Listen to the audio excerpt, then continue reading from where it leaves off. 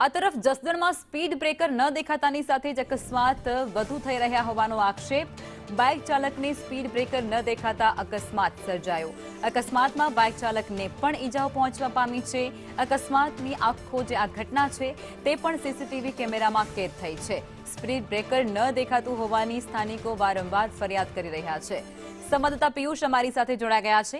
પિયુષ, જસદણની અંદર આ ઘટના બની છે। સ્પીડ બ્રેકર ન દેખાતા અકસ્માતો દિવસે ને દિવસે વધતા હોય તે પ્રકારની અત્યારે સ્થાનિકો દ્વારા આક્ષેપ થઈ રહ્યો છે।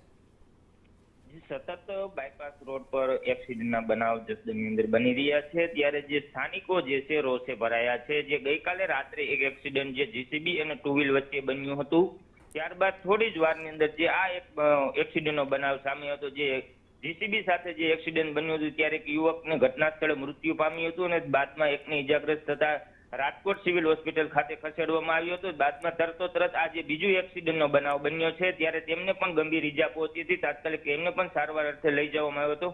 જે આ રોડ અને માર્ગ મકાન વિભાગ વાળા જે લોકો જે છે તે રોડ તો બની ગયો છે, ત્યારે જે ત્યાં સ્પીડ બ્રેકર જે છે દિવસે પણ નથી બતાતું તો રાત્રે કેવી રીતનું બતાશે તેવા એક સવાલો જે ઉઠી રહ્યા છે। જી પિયુષ, આ એક જ વિસ્તાર એવો છે કે જ્યાં આ પ્રકારનો બનાવ બની રહ્યો છે અને સફેદ પટ્ટા નથી મારવામાં આવ્યા, કે પછી અનેક એવા રાજકોટમાં વિસ્તારો છે? અનેક આવા વિસ્તાર છે, ત્યાં આવા જે બનાવો એક્સિડન્ટના સતત બનાવો બને છે, પણ માર્ગ અને મકાન વિભાગ કેમ જાગતું નથી તે એક મોટો સવાલ છે। લોકો જે છે સોશિયલ મીડિયાની અંદર વિડીયો બનાવીને વાયરલ કરે છે, પણ છતાં આવા જે પટ્ટા મારવામાં સફેદ નથી આવતા। ત્યાં કોઈ સમારકામ તો અનેક વાર કરે છે, પણ છતાં એ જ પરિસ્થિતિ જોવા મળી રહી છે।